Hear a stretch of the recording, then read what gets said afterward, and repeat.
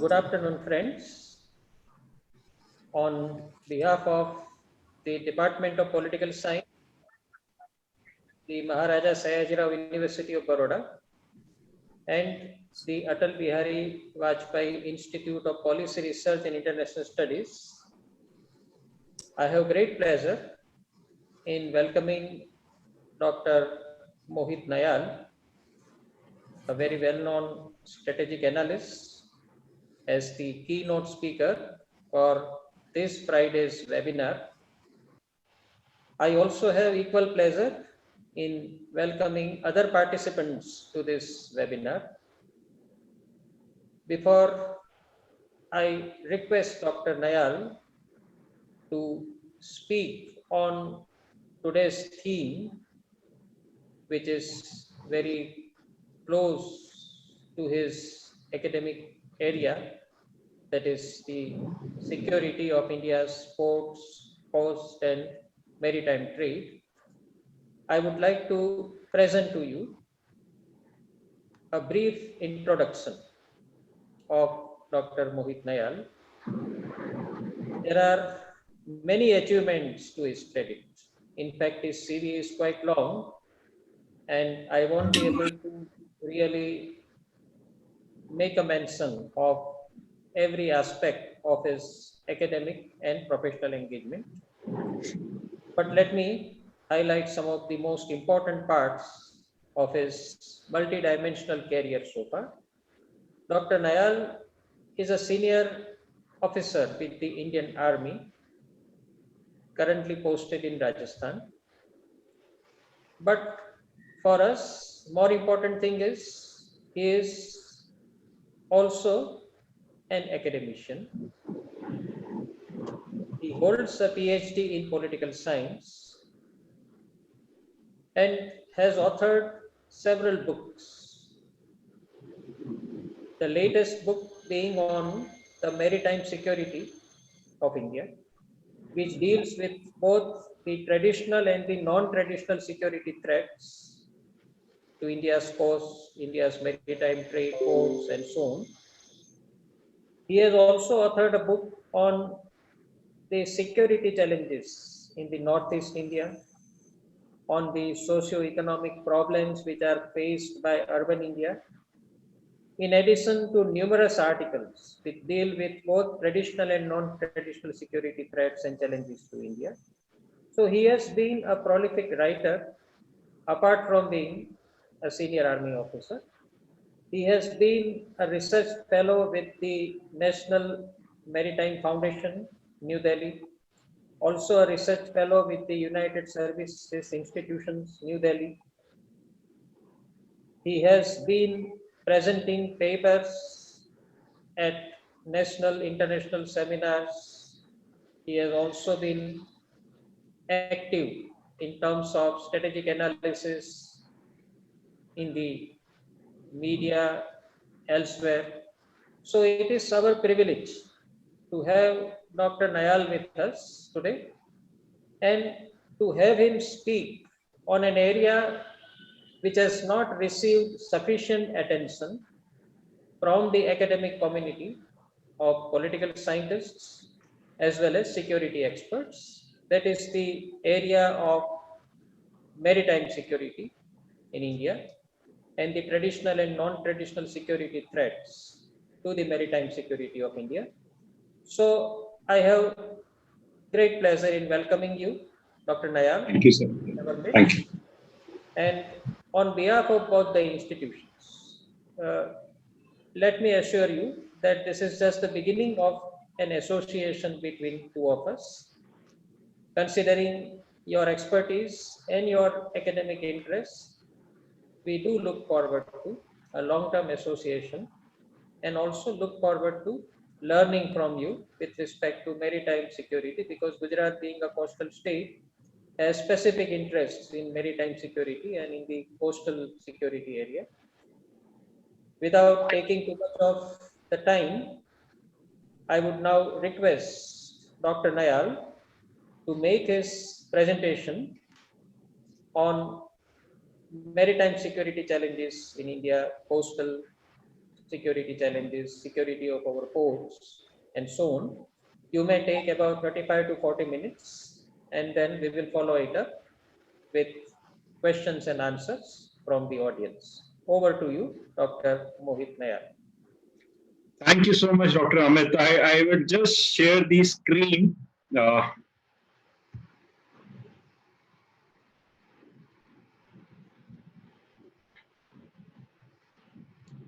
I hope the screen is now visible. Yes, sir. Yes, sir. A very good afternoon to all. I hope my voice is clear. In case if there is any issue regarding the clarity of voice, I would request the moderator to intervene and let me know. To start with, on the outset, I would sincerely thank MS University and especially the Atal Bihari Vajpayee Institute of Policy Research and International Studies, and especially Professor Amit for inviting me for this presentation. Uh, in April this year, my book, which is again in the same topic, got released. So I will be touching upon the key aspects that are part of this book and give you an overall idea of how non-traditional security aspects have been covered in this particular part of my book. So to begin with, the content part of this book are generally wrapped up in around 8 chapters, and it covers a variety of issues right from international to national level concerns. But here today we're going to focus primarily highlighting the non-conventional security concerns that we have. Any economic activity world now am I audible? Yeah, audible. Only thing, slight clarity is missing. Let us see, I think. You can proceed. Let us see how it turns out. Okay. So I was talking about economic and correlation with security. Wherever the economic activities have to thrive and prosperity has to come to any place, it becomes imperative that security aspects are given due consideration. The same model is applicable when we talk of sea-related trade activities. And this thing has a universal impact, including India. So much in 2003, the then Prime Minister Atal Bihari Vajpayee was of the opinion that India should have a move towards a blue economy, focusing towards coastal economic development. However, much due to political inertia, the entire project did not take off in the manner it was supposed to be. So finally, in 2014, the present government in place decided to give Sagarmala a shape. And Sagarmala primarily focused on developing our port-led economic growth. So this entire book talks about how if India rises in economic power, what are security concerns, whether they are conventional or non-conventional, would be in place. Now, what primarily is Sagarmala? Just to cover a few points, Sagarmala relies on 4 strong pillars. Firstly, the port modernization, connectivity, port-led development, and the community development of those areas. Now, for port modernization, in the last 6-7 years, there is a kind of private public partnership which we have seen not only in the major ports of our country but down to the non-major ports, and there is huge scope of development which is actually being seen in these areas. As far as connectivity of these ports are concerned, today the hinterland are well connected through the highways. We have inland waterways, we have freight corridors, and these things are going to further improve.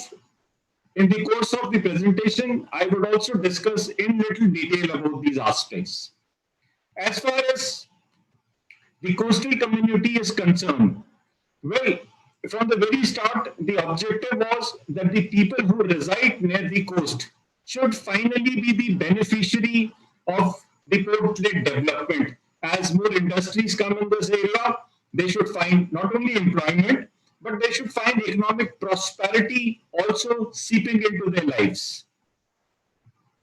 Well, to understand what all regulations and mechanisms we would require, a particular chapter in this particular book was devoted to the national and international organizations which are looking into various regulatories.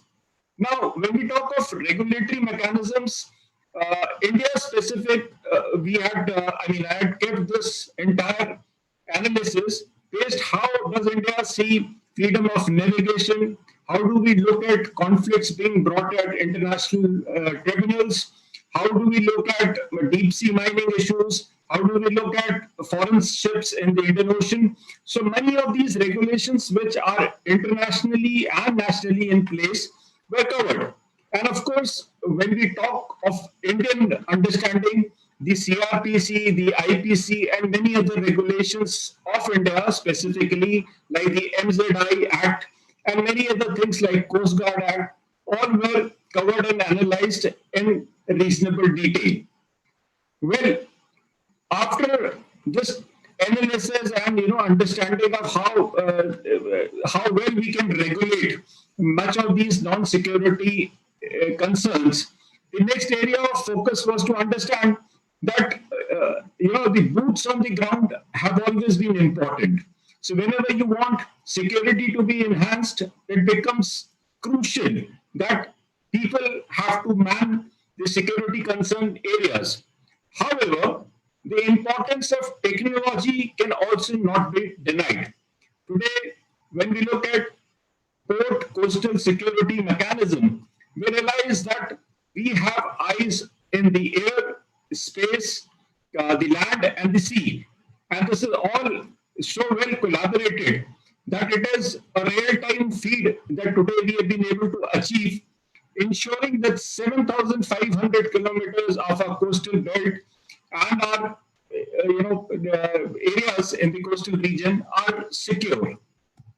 So when we talk of movement of ships or whether we talk of static establishments on land, there is enough resources which integrate the maritime domain awareness in these regions. And over the years, the standards have become reasonably international and well coordinated. Now, to run this entire technical infrastructure, there was a need felt that the first issue is of command structure. Over the years, there is a reasonable command structure integrating all these technical resources on ground. That is how various organizations, centers have come up in India, and variety of technology is in place. Now, the other issue which I did cover as part of my book was regarding the environmental security concerns. However, as a word of caution, let me tell you that the non-conventional security is entirely a separate gambit than the environmental concern. However, I did feel it deemed to add this particular concern because there are very vibrant concerns and issues regarding environmental issues. So firstly, for an example, when we look at ship breaking, a couple of years back, the activity of ship breaking used to take place more in the Western world. As people became more aware of the hazards and the pollution shipbreaking activities would cause to the maritime life, this kind of shipbreaking destinations have shifted towards Bangladesh, Pakistan, India, and to China. And it has got a very disastrous impact on the sea life, the life of people living in near the coastal region. And it has become one of the major concerns. The next important environmental concern in terms of security is the use of excess plastic, which is now seen in mass in the oceans. That's a major concern, and in next few years, we need to find some strong mechanism to check disposal of plastic garbage in the oceans. Apart from these two issues which are highlighted, there is issue regarding food security impact, the artificial reef, the issues of pollution of the ship, ballast water. These are all environmental concerns. So when we talk of understanding the security in the coastal region, these also get somewhere intermingled with the security aspects. Now, coming to the main brass tack of the issue. Well, whenever there is spending or focus of the government in terms of non-conventional security, there has to be a trigger, unfortunately. In case of India, the 26/11 Mumbai terror attack of 2008 possibly was that trigger point. Now the question arises, have our coastal region been secure before that? Perhaps no. Rather, the 1993 Bombay blast and succeeding activities of coastal area being utilized for illegal activities have also been a concern. But somewhere after this, the threshold of resilience was broken. And that is why the government at the highest level decided that it was time to set up an integrated system of various agencies and ministries and ensure that the coastal region is provided with a security umbrella. Now, many of these agencies had a direct role towards non-conventional security requirements. However, on the other hand, there are other agencies which are not directly involved, but they also have their reasonable influence towards non-conventional security aspect. As we go further, I would take few agencies which have critically been important as far as the non-conventional security requirements for the nation is concerned. So, firstly, let us take the role of Indian Navy. The Indian Navy was pilot projecting this entire security aspect in terms of non-conventional security cover. Over the years, the Indian Navy has ensured that not only are the coastal region reasonably stabilized, but also the influence within this region as our domain increases. That is how the Indian Navy has been steering the concept of the Indian Ocean Naval Symposium. Today, there are 35 navies which are part of this ION, and they have very frequent exercises. And today, much international coordination because of the Navy has been achieved. As far as the Indian Ocean Rim Association is concerned, the maritime policy still is not in place. The expectations were very high when this forum came into being.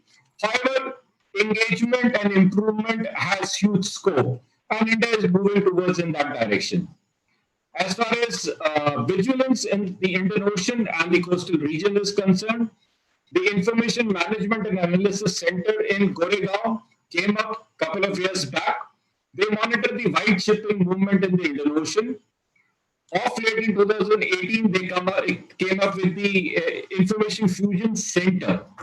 Now, Information Fusion Center today has got many officers of various countries who have interest in the Indian Ocean. They are posted in the Information Fusion Center. And the primary objective of this entire center is to ensure that all white shipping movement which is taking place around Indian Ocean is put under 24/7 monitoring mechanism. The another important aspect which the Indian Navy has been able to achieve is regular updation of their maritime doctrine. Now, their revised doctrines which keep coming have ensured that all possible non-conventional threats, whether it starts from surveillance to deterrence to acting towards addressing non-conventional threats, has been well covered in their doctrine. The most critical and the most important aspect in this became the HADR, the humanitarian aid and disaster management, which the Navy has been able to look after in the Indian Ocean region, has brought good name for India, and our ability to assist various nations has also brought reciprocation of equal nature from their side. The other agency closer to our coastal region is the Indian Coast Guard. To just give a background, in 1971, after the Indo-Pak war, the role of Navy was actually acknowledged for the first time, and it was realized that the Navy needs to be made more accessible for conventional role, and the non-conventional aspects should be dealt by a new agency. And that is how the Rustomji Committee in 1971 gave a recommendation that Indian Coast Guard should be brought in place. And that is how Admiral Kamath in 1978 became its first head to run this force. As far as the duty of this organization is concerned, it is primarily policing, ensuring reasonable surveillance and intervention where required. To undertake these tasks, the agency has been well given legal mandate through the Maritime Zone Acts, through the MZI Acts, and various other acts. As far as their role in the neighborhood is concerned, in the last few years, the Indian Coast Guard has jointly done exercises with Bangladesh, Sri Lanka, and even Pakistan. So we are making our agency have a reasonable outreach towards wherever our interests as a nation are involved in the maritime zone. Apart from this, what needs to be credited to the Indian Coast Guard is the search and rescue operations. The Director General of Coast Guard was made the chairperson for the search and rescue mission, and it's a huge area they cover. It is almost 4.6 billion square kilometer, which they man with 5 centers and 13 sub-regional centers and various other resources today which the Coast Guard has in hand. Well, much part of what is good is part of the book. However, I did feel there were requirements of finding the fault lines with reasonable amount of recommendations. So one issue as India develops in its economy, moves towards a blue economy, perhaps the requirement is to look into overseas deployment of our forces, whether it is going to be Coast Guard or whether a new force would be put in place to ensure that we have presence in foreign ports from where the import and export moves to the Indian coast. This is one option which requires to be further dwelt upon.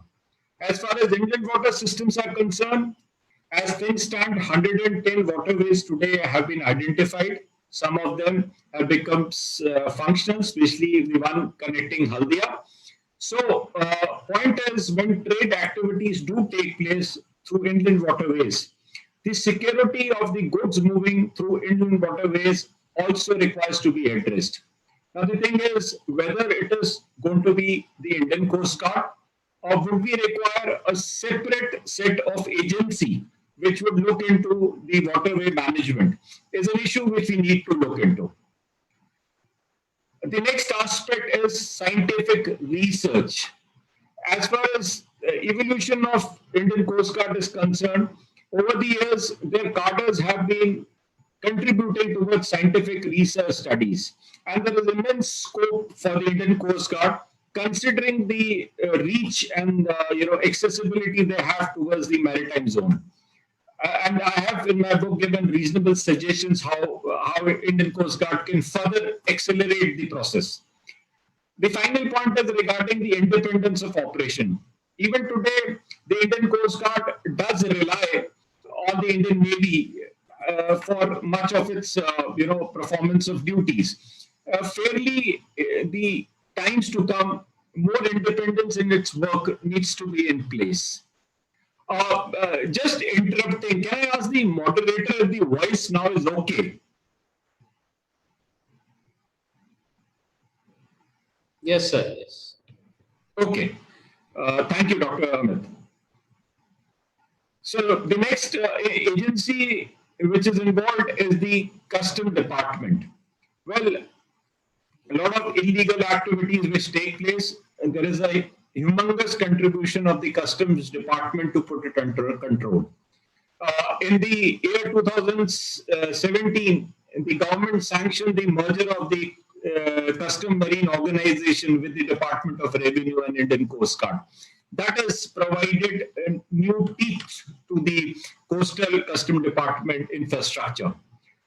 However, when you look very closely, their task is quite broad. They look after, ensuring import duties on variety of ships which move around the coastal region. They are empowered by the acts and regulations to undertake that activities. However, somewhere when you go through the parliamentary committee reports and other fact-finding reports, it blatantly comes to light that there is a shortage of manpower, shortage of resources which this department faces. Many of the human resources which are available to customs department in the maritime areas do not have consistency. The postings are very short. Rather, people don't have continuity. Much of the confiscated products are not disposed of in time. And considering all these hazards, in 2019, a new amended manual has been brought in place so that there is more refinement. However, in times to come, there is much scope that the custom department can take to increase the efficiency on ground. The next agency which is of importance is the BSF, which nearly manages security of 1400 kilometers in our Indian coastal region. However, as we all are aware, the larger chunk of responsibility of the BSF is in the land dominated areas. So to have a separate maritime wing is a little taxing on the resources of the BSF. So should we have another agency looking into it or some more modularities which are required is an issue of debate. Now, coming to maritime police, all the coastal states and the union territories over the years have developed their marine police. Uh, they have been provided adequate financial and resource assistance. However, as we see, there is a lot of lack of commonality in their way of conduct. There is much more which can be done to improve the maritime police capability. As fault lines within this organization, the people who are serving generally are not the best lot. Many times, analysis says that people who are just about to retire or people who are not considered fit for the regular police duties are being posted to maritime police stations.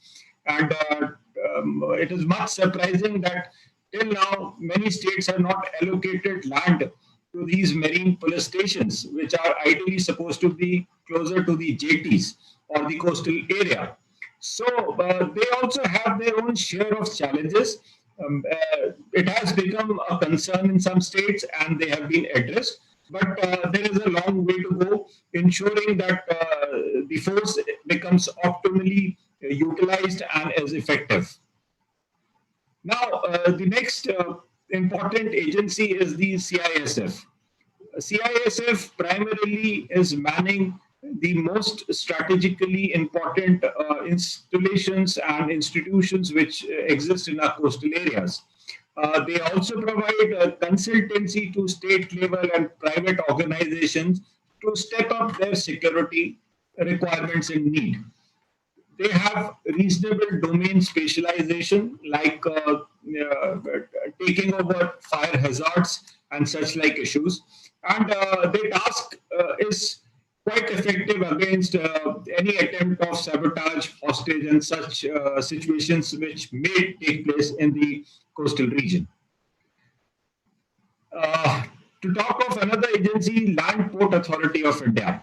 Well, many landlocked neighbors of India like Bhutan, Nepal, and even for that matter, Bangladesh, utilize the services of the Indian ports. Therefore, it became important that the products or the goods moving into the ports and moving out of the ports were duly secure. To ensure security as well as to facilitate the movement of the goods, the Land Port Authority of India established 13 integrated checkposts. Now, as far as these integrated checkposts are concerned, they provide an integrated facility of various ministries and departments so that the movement of goods is smooth and also secure. Over the years, this department has done a credible job ensuring security of products moving into port and out of ports. Talking about Ministry of Highways and Transportation, this Ministry of Shipping and Ministry of Road Transportation in 2004 was merged. As we stand today, again ministries have two different setups. Uh, Many important directorates are part of the Ministry of Shipping and Road Transport. And it becomes imperative when we talk of security concerns to also talk about these directorates. To begin with, the Directorate of Shipping.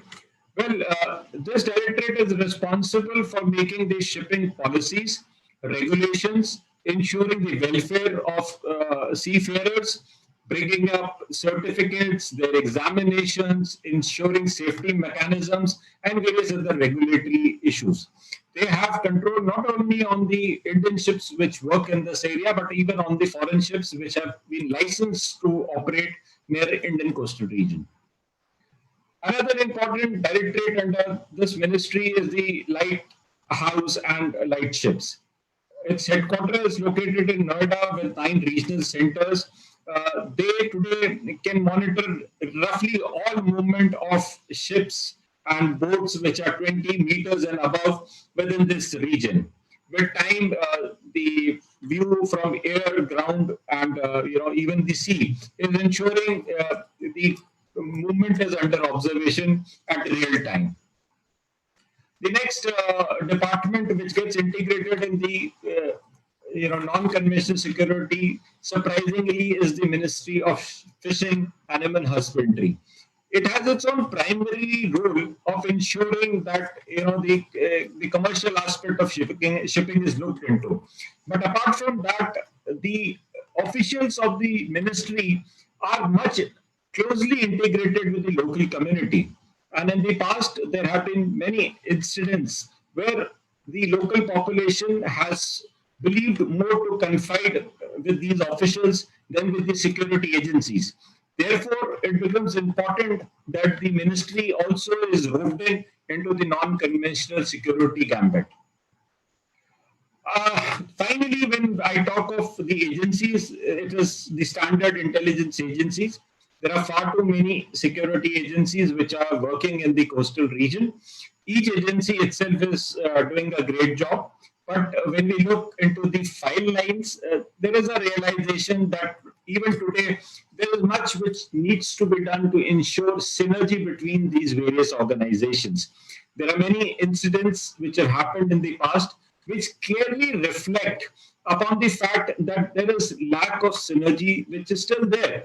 And there is much scope of improvement if we need to become more effective as far as our maritime security is concerned.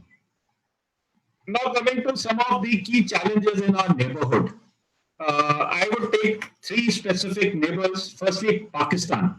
As far as Indo-Pakistan maritime border disputes are concerned, we inherited this problem way back in 1908 when there were, conflicts between province of Sindh and Kutch regarding the boundary alignment, which over time got resolved. But again, in 1965, Pakistan raked up this issue. As far as their logic was concerned, they said the division should have been towards their side, considering the fact that the channel of water is seasonal in nature. However, the Indian stand was that it should be equally divided. Both the countries took the matter to the International Tribunal. The decision did come in India's favor, however, with certain caution. To resolve the issue over the years, both the countries have had nearly 12 rounds of talk, but still the issue stands unresolved. So that is one of the gray areas, and that is why you will find in the news channels and in the papers much talked about issues of fishermen of both sides being illegally fishing into each other's areas, and there are apprehensions and such like issues. As far as Bangladesh is concerned, with Bangladesh, India had a border dispute, maritime border dispute for very long. We started negotiating way back in 1982. Finally, we could resolve this issue. And In 2009, Bangladesh preferred to take it to the International Tribunal. And in 2014, a decision came in favor of Bangladesh. Now, India talked of equitable and Bangladesh talked of equidistance. As far as India was concerned, the alignment should have been as reflected with the red line, and with Bangladesh, it was more towards the green line. Finally, after the intervention of the tribunal, it was more straightened up, and today this is how the territory of maritime domain of economic exclusive economic zone of Bangladesh stands. So India has accepted this, and what is positive of this is that now with this entire dispute being reasonably settled, there are a lot of economic activities which are getting promoted in this area. As far as Sri Lanka is concerned, in 1976, we had bilateral treaties to resolve our maritime border issues in Gulf of Mannar as well as in Bay of Bengal. However, the Park State area still remains an area which is still grey. And that is why fishermen on both sides keep crossing the international borders, and news about intervention by the Coast Guard and the navies is quite frequent. Now, after coming through the nations, let us talk of the boiling concerns as far as the non-conventional threats are concerned. The movement of drugs is a major concern globally. India geographically stands located between the Golden Triangle and the Golden Crescent. And there is a lot of drug movement which does take place. In fact, India's connectivity to the world also has trails of reasonable drug supplies, which is a cause of major concern to the nation as well as the security agencies. So this particular act is one of the priorities of the security agencies. Now coming to the piracy. In 2005, somewhere closer to the coastal region of Somalia, activities of piracy increased. And with time, the activities became more bolder and more offensive in nature and more frequent. Much due to that, the international intervention took place. Many countries deployed their navies, and activities of their coast guard took place. Finally, as we stand today, much of these activities of piracy have been curbed, and the region closer to the Indian Ocean and to our own coastal region is reasonably secure, but under surveillance. Now, next aspect is regarding the offshore assets. In the years to come, India's demand in terms of offshore gas requirements are going to increase. Rather, our dependency will increase by 19% by 2035. Considering those aspects, there are a huge amount of private agencies, government agencies, which are busy and involved in the offshore asset building. However, there are threats which are involved with building of these assets, whether they are cyber threats, whether it is vandalization, insurgency, piracy. There is much which needs to be looked into.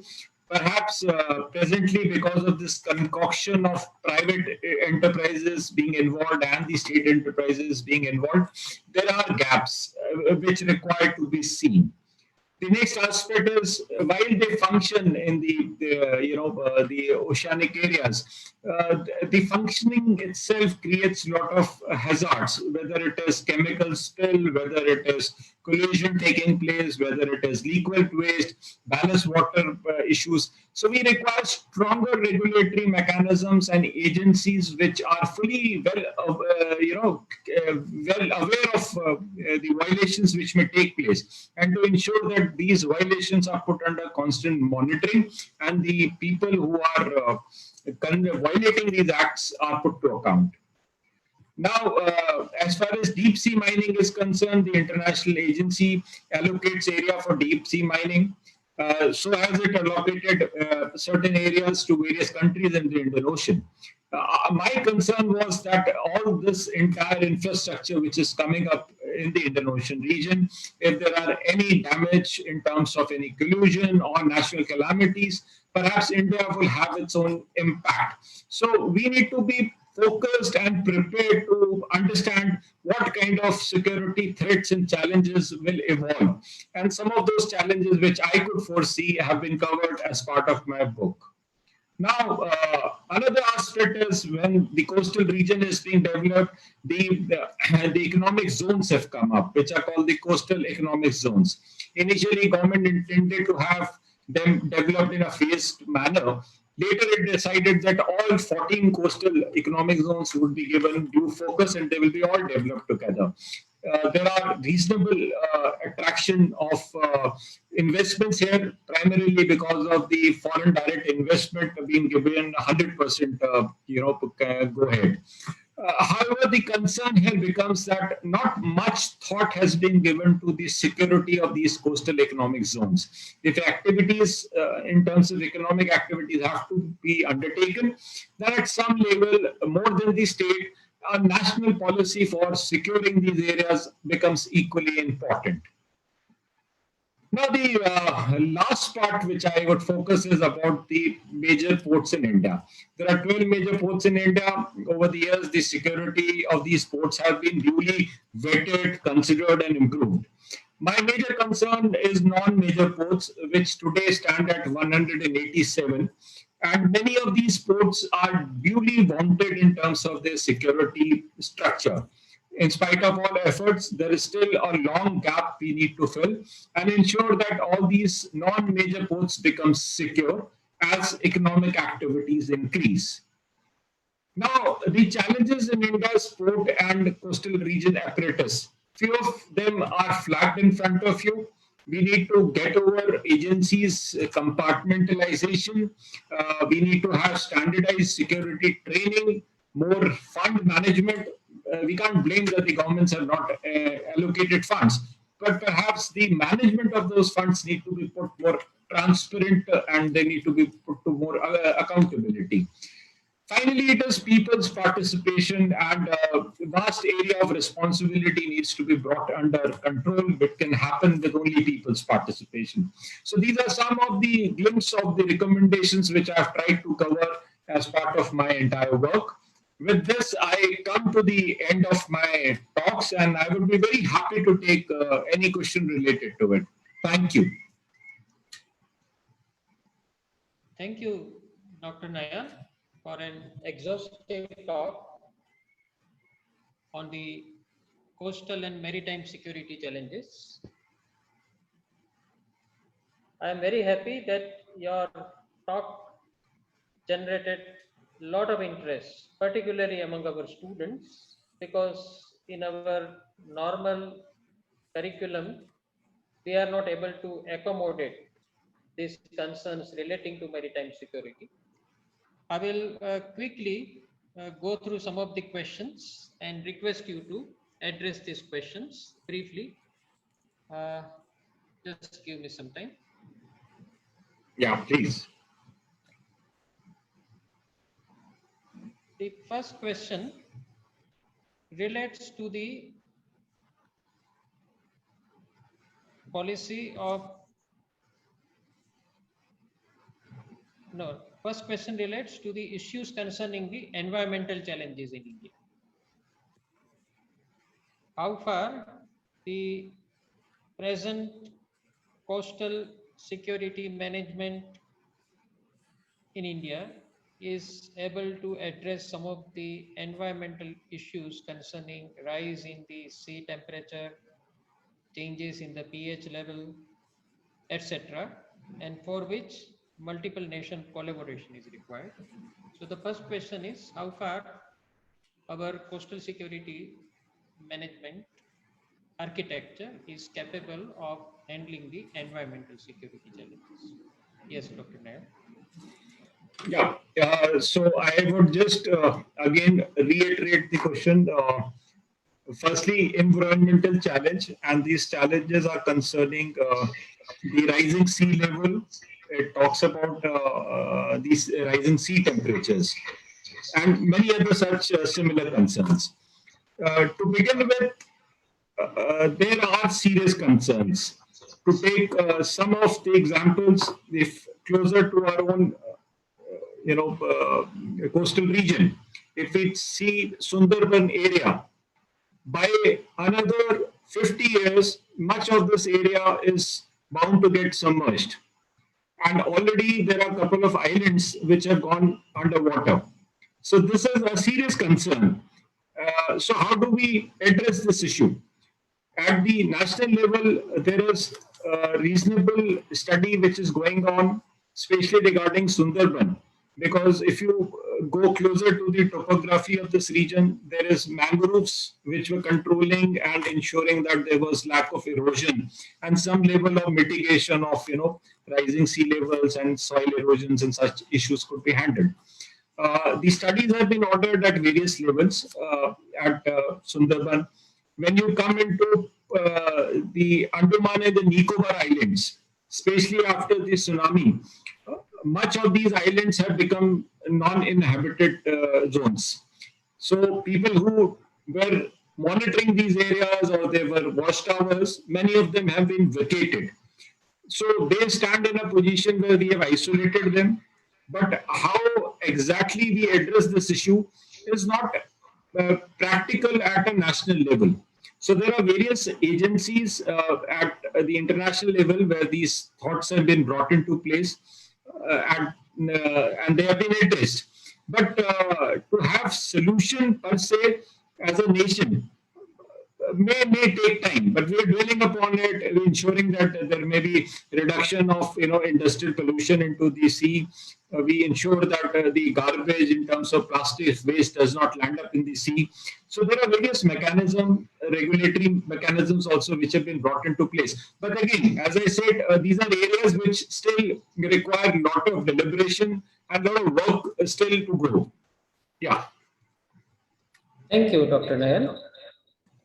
Some other questions are, of course, opinion-based. You may choose not to respond to it. One question concerns the Sagarmala project, that is there lower priority being allocated to Sagarmala project now in terms of budgetary allocation? Considering its importance, are we allocating less money for Sagarmala project? But as I said, you may choose not to respond to these questions. Yeah, I would rather take on this question. We as a mindset have that, if we want to optimize the capability of any port, a larger scale of investments are required. But there was very interesting thought in 2018 where it was felt that are we using our resources at the port to their optimum capacity? Whatever infrastructure we do have in existence, is it being optimally utilized or there is still scope of improving our capacity in terms of management? And to the surprise, the Port Authority did undertake activities to improve and enhance the functioning and efficiency. And without adding much in terms of investment, they were able to handle a faster cargo movement. They were able to handle much higher volumetric goods which were initially being managed in the port in today. So there is investment, no doubt, which has taken place. Many of the projects are slow. I would not say that the government has lost focus, but then obviously there is never infinity flow of money. Sometimes when projects cross their timelines, then moving those projects becomes a slow, slow process. But to say that the government has lost eye on Sagarmala, I would defer. Definitely, it is one of the important projects. In fact, if we need to reach a growth level where we're talking even in COVID times of 8% GDP or 10%, as has been assessed by World Bank. So we can purely rely on our ports for these developments because 96% of our trade takes place to our ports. So ports will have a very important role. There cannot be any undermining of the Sagarmala project. Yes, I do agree that the funding perhaps has not happened in the manner it can be because it takes time. Like for instance, if you take the freight corridor, today only 50% of the western corridor has become effective. The eastern one is still lacking behind in terms of its operational ability. There are many ports which should have become functional, but they still have crossed that timeline. So the process is on. the government, I don't think, has lost the eye towards Sagarmala. Only thing is that the timelines perhaps are being jumped. But then with time, I would keep my optimism alive. Thank you. Thank you. Another question concerns the emphasis in India's maritime strategy between eastern and the western parts of the Indian Ocean. Specifically, the question is that considering the Chinese threat, is India overemphasizing its strategy with respect to the eastern part of Indian Ocean and somewhat neglecting the western part of the Indian Ocean, where also a lot of opportunities lie? Uh, well, if I would say the question generally says that the government is now focusing more towards the eastern port areas and the coastal region than the west. Is that the question? Yeah, I think so. Basically, the western Again, I portion. would throw some, yeah, I would throw some light. If you see Gwadar port which came, so India was initially very apprehensive, say around 2012 when this entire port became functional. And to counter it, we went for Chabad port in Iran. And we were looking for pipelines through Afghanistan and Pakistan, which didn't materialize. So therefore, it became very imperative that if we need to use resources, especially the oil resources coming from Middle East, there is no way we can, avoid development of the Western ports. So I would say Western ports were always a focus because the country strives of energy. So you can't denude the energy requirement of the nation because ultimately we are importing much of the energy in terms of oil and gas resources. So West becomes important, cannot be undermined. However, on the other side, yes, eastern ports have now become important because much of our trade in Southeast Asia has picked up. We were not dealing with Philippines, Indonesia, Malaysia to that level in which was required some years back. But today, the trade activities with these countries have also improved, because of which the port activities in the eastern regions are also now busy and active. But I would not say that the focus is shifted to the other side. And as far as the Chinese angle is concerned, if you would have read about the maritime Silk Route they have constructed, so they have taken port in Sri Lanka. They are eyeing the port in various other countries, whether it is Bangladesh or whether it is Myanmar. And if you read, we have given reasonable, as a nation, we have given reasonable strategic thinking to it, whether it was Sithway. So if you see the multilateral connectivity which India had proposed through Myanmar and linking the northeast area. So that is a reflection that we are thinking of the Chinese activities and countering them. But it doesn't mean that our entire foreign policy, especially in maritime zone, has got China-centric or China-phobic. We are not phobic to China. We understand that as a democratic nations, our decision-making procedures are slow. Our resources are not in abundance. But we have a very transparent and a fairer share of work, which gives us more credibility in terms of our activities. So I think that would work in our advantage, and there is always scope of improving, which we are doing. Thank you. Thank you, sir. There are so many questions. Unfortunately, we won't be able to take each one of them. Yeah. One more question concerns the underwater threats, particularly because China is using a lot of underwater technology and underwater gliders. Is Indian Navy prepared to meet these underwater threats in the maritime domain? Oh, yes, there is a reasonable amount of talks in this level. As far as Navy is concerned, I can only comment on what is available in the open domain. What is not in the open domain, it is incorrect on my part to even comment on that. So, as far as Navy is concerned, there are fully automatic underwater surveillance devices which can operate for a reasonable time underwater, and China has been using them. They have been mapping a lot of the oceanic plates and areas. But to say that we are not taking notice of it, it may not be fair. At the highest government level, adequate agencies within India are working towards it. We are not only monitoring their activities, but we are well equipped as a nation and have enough resources at hand, which are equally capable. Now, because the domain becomes little sensitive, reason being much, rather than a scientific exploration, it is today more of a security concern, some of these devices. So probably in the open domain, things do not surface. But to say they are not being thought of at the highest level by agencies, definitely it may not be, I mean, it is not right. They are being looked into. And over the years, I somehow had one interaction with the Israeli team, which was looking into underwater surveillance. And they were closely working along with various other agencies in India. So there are international organizations with India is collaborating.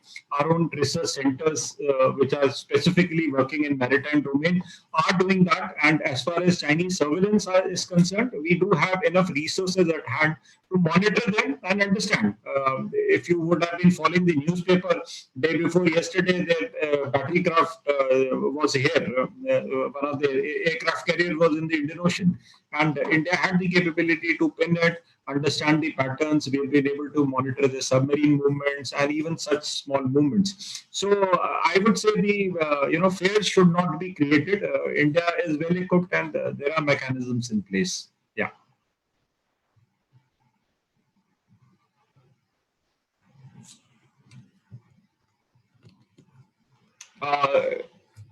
Dr. Amit, can you hear me? Okay, fine. We will, yes. We will take up only two more questions. You are able to listen to me, hear me? Yeah, now you're audible, sir. You are able to hear me? Yeah, I can hear you. Okay, so there are some technical issues we are facing. Yeah. Yeah, we will take up only two more questions, and very brief responses may be given since our time is up. One question concerns the Quad. I mean, will Quad lead to maybe groupism in the Indo-Pacific region, and what will be its impact on maritime trade and maritime security of India, particularly with respect to Quad? Is Quad going to help India in terms of achieve its maritime goals? Yes, Dr. Nayal. Yeah, so if we go back to Quad, when it actually came into being, and there were collaborations with the US. Yeah, am I audible? Can you hear me? Yes, sir, we can hear. Yes. Yeah, so I was saying, if you look into the background of how Quads actually started, from the day of its inception, there were doubts that it was a forum which was brought into place to counter China. And that is how it was perceived. But if you look at nation's strategy, it was very natural a course of action by the regional powers and powers which had interest in that region to collaborate just to ensure that many of the flagged agendas were put in place. Like US has been speaking about freedom of navigation. You look at the statement of the defense minister last year when he had visited Japan. He categorically said that India supports freedom of navigation, which became a hindrance because what was happening in the South China Sea, the movement of vessels were being monitored, restricted. So such activities of Chinese were a concern, definitely. But when you look at Quads, it was more of synergizing various nations. Today, how have the various parties in Quad acted? When you look at the joint military exercises they undertake, you must also understand they are not meant for conventional warfare preparation. Perhaps that interfacing between the navies would definitely look into it. But what I'm trying to bring out is that Quad is also thought of providing humanitarian aids, looking into the regional management, because this area of Southeast Asia is prone to 70% of natural disasters, which needs to be looked by somebody. So if you look at country like China, nothing biased about it, but at the international forum, as a rising power or as a power which is reasonably in the first, second position in the world ladder, their responsibility towards other nations has been comparatively less. They have not been upright to take up responsibility for their engagement for activities for larger interest of the world. So when there are areas which are grey, it makes well sense for nations to get together within a region and ensure that that region gets a cover of security, gets a cover of coordination. Only concern with Quads was should Australia be part of it, and there was not debated on this issue whether India should let it come, whether we must make it sound so openly that we were anti-China or something. But very maturely, all the partners have brought this new element into being, and I see when activities of coordination takes place between nations, it is to achieve something. And Quad has definitely given a sense to many nations that if hell breaks loose, their individual interests are affected. There are powers in and around the region which will be available to make reasonable intervention. So Quads is important not only for India, it is important for smaller nations or littoral nations in this area, and also it counterbalances the activities of the Chinese. Thank you. Yeah, as I said, there are many questions, but I will combine two questions and raise the last question for you. This concerns China. Is India's policy response in terms of threats from China, is it adequate? I mean, because China is trying to lease ports around India and using the strategy of debt trap, should India also respond in a similar way, or is our present policy fine with respect to China? And same way with this policy response to string of pearls and the necklace of diamonds. I mean, is this right? So basically, is India's policy response to maritime threats from China, is it adequate, sufficient, or we need some changes in this? I think the way China started with its aggressive policy of having regional presence 10 years back when they started. I mean, 2012 was the time when they rolled down the plan of Belt Road concept. And in the last 9 years, they've very aggressively gone around the world making economic investments, whether it is their land route connectivity or maritime connectivity. But what the world has witnessed is debt traps. They realize that Chinese are not interested in the welfare of the state they are in. When you go and look case like countries like Laos, China created a lot of hydro projects. But when it came to ecological disasters, China did not take the responsibility. You look at Africa; they are linking East and West. And today, Africa has major concerns in terms of socio-economic political issues. China has kept itself oblivious of this fact. So, when you compare India and China, I somehow feel that our working is more transparent. And are we doing enough to counter? Yes, we are.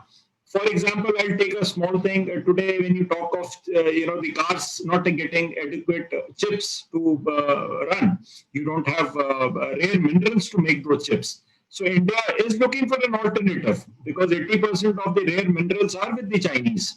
So we are looking for an alternative. Where do we get access to this? Look at cobalt. The world's huge amount of cobalt resources have already been taken by the Chinese. So we are concerned. In Afghanistan, Americans have been pumping money from last 20 years to look into security concern. But the mineral contracts for the next 30 years in Afghanistan were taken over by the Chinese. So here is a nation which is only looking for economic advantages for itself. But it is not ready to share the sense of responsibility of a mature and a bigger power. Whereas India, on the other hand, probably does not have resources, but our intents are better. Whether it is outreach in terms of COVID times, providing vaccination to littoral states in Indian Ocean, we have made our outreach programs. We have tried to say, as a nation, we are more transparent. Our dealings are fairer. That is why when you look at maritime trade activities, today Sri Lanka brought India back into the play. And today Indian investment in the Sri Lankan ports in Colombo port has increased. Today, you look at many other countries, whether it is Myanmar, whether it is Bangladesh, today they have again started negotiating with India because they realized perhaps India is slow. We are much slower in our projects. We take huge amount of time. Our bureaucratic channels are cumbersome. But ultimately, we do not harm systems like the Chinese.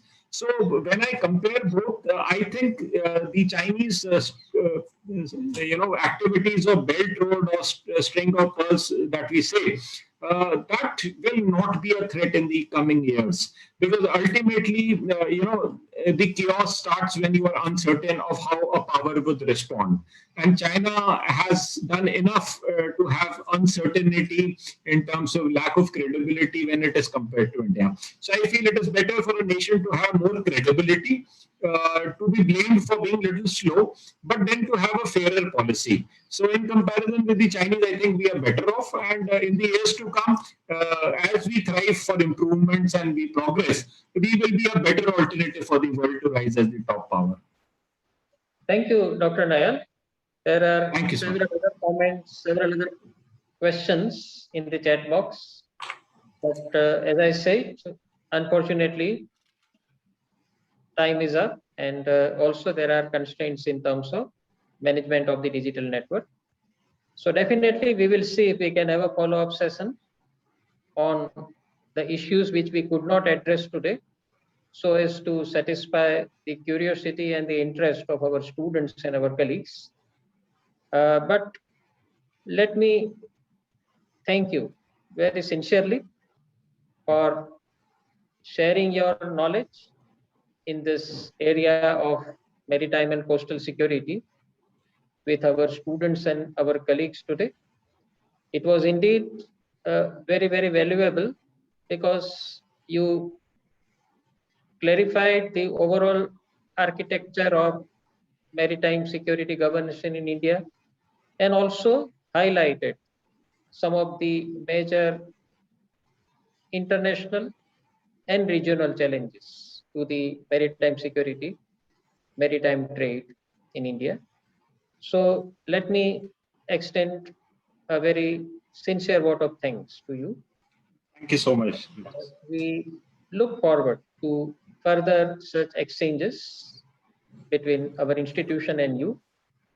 And I apologize for the technical glitches which happened at my level also. I was not able to log in earlier. And also some technical glitches with respect to the audio quality. But definitely we will take care of it next time. Thank you, Dr. Nayal. Thank you, Thank you so all much. the participants, and have a nice day. Thank you. Thank you so Thank you much. so much. Thank you.